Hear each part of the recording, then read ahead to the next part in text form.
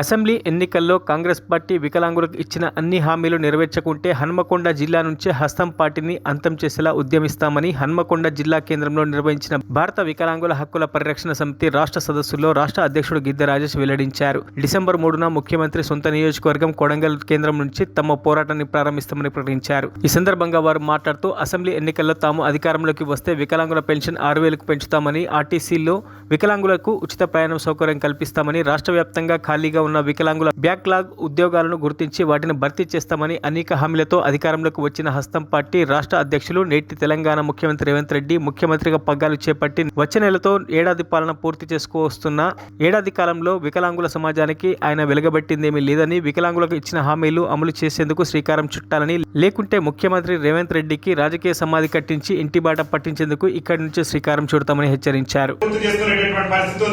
ఏడాది రేవంత్ రెడ్డి గారి పరిపాలనలో మరి వికలాంగుల సమాజానికి ఎలగబెట్టింది శూన్యం కాబట్టి పెద్ద ఎత్తున ఉద్యమ కార్యాచరణ ఏడాది పాటు సహనంతో భారత వికలాంగుల హక్కుల పరిరక్షణ సమితి కాంగ్రెస్ పార్టీ ఆనాడు ఎన్నికల మేనిఫెస్టోలో ఇచ్చినటువంటి హామీలు రాష్ట్ర ముఖ్యమంత్రి రేవంత్ రెడ్డి గారు పునఃసమీక్షించుకోవాలి. మేము అధికారంలోకి వస్తే, కాంగ్రెస్ పార్టీ అధికారంలోకి వస్తే వికలాంగుల పెన్షన్ ఇప్పుడు ఇస్తున్నటువంటి పెన్షన్ 6,000 రూపాయలు చేస్తామని చెప్పేసి ఆనాడు హస్తం పార్టీ రాష్ట్ర అధ్యక్షుడిగా ఉండి ఈ రేవంత్ రెడ్డి గారు ఆనాడు మరి మేము అధికారంలోకి వచ్చిన నెల నుంచి 6,000 రూపాయలు పెన్షన్ ఇస్తామని చెప్పేసి హామీ ఇచ్చి నేటి వరకు కూడా వికలాంగుల పెన్షన్ పెంచకపోవడం అంటే వికలాంగుల సమాజం పట్ల హస్తం పార్టీ మరి నిర్లక్ష్య ధోరణి ప్రదర్శిస్తుంది అనేది స్పష్టంగా కనిపిస్తుంది. దాంతో పాటు ఆర్టీసీలో వికలాంగుల సమాజానికి 100% రాయితీతో వికలాంగులకు ఉచిత ప్రయాణ సౌకర్యం కల్పిస్తానని ఆనాడు చెప్పినటువంటి హస్తం పార్టీ అధ్యక్షుడు, ప్రస్తుత రాష్ట్ర ముఖ్యమంత్రి రేవంత్ రెడ్డి గారు మహిళలకు ఉచిత రవాణా ఇచ్చి వికలాంగుల సమాజానికి నేటి వరకు కూడా ఉచిత రవాణా ఇవ్వలేదంటే వికలాంగుల సమాజం పట్ల ఈ రాష్ట్ర ప్రభుత్వానికి, ముఖ్యమంత్రి గారికి చిత్తశుద్ధి లేదనేది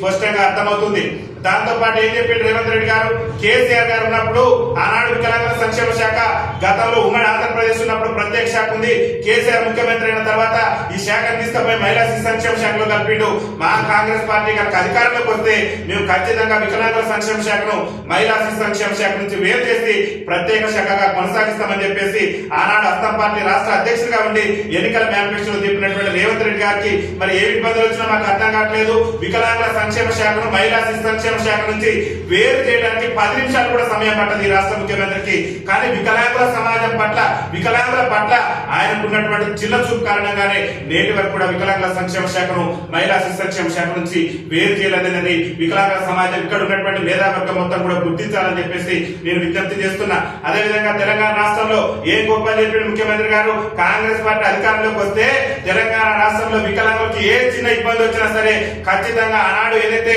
2016లో కేంద్ర ప్రభుత్వం తీసుకొచ్చినటువంటి వికలాంగుల అట్రాసిటీ చట్టం ఏదైతే ఉందో, మా కాంగ్రెస్ పార్టీ అధికారంలోకి వస్తే వికలాంగులు ఎవరైనా అవమానపరిచినా, హేళన చేసినా, వికలాంగుల పట్ల చిన్న చూపు చూసేటటువంటి ప్రయత్నం చేసినా వికలాంగుల హక్కుల చట్టాన్ని రాష్ట్రంలో సమర్థవంతంగా అమలు చేసి 2016 వికలాంగుల హక్కుల చట్టాన్ని ప్రకారం కేసులు కూడా నమోదు చేస్తామని చెప్పేసి ఆనాడు ఎన్నికల మేనిఫెస్టోలో పేర్కొన్నటువంటి ముఖ్యమంత్రి రేవంత్ రెడ్డి గారు ఈ రాష్ట్రంలో ఉన్నటువంటి వికలాంగుల సమాజాన్ని అవమానపరిచే విధంగా, వికలాంగుల సమాజాన్ని హేళన చేసే విధంగా ఒక సీనియర్ ఐఏఎస్ ఆఫీసర్ అయినటువంటి శ్వేతా సబర్వాల్ వ్యాఖ్యలు చేస్తే నేటి వరకు కూడా ఆమె మీద చర్యలు తీసుకోలేదంటే రేవంత్ రెడ్డి. మరిన్ని అప్డేట్స్ కోసం మా ఛానల్ ని సబ్స్క్రైబ్ చేయండి.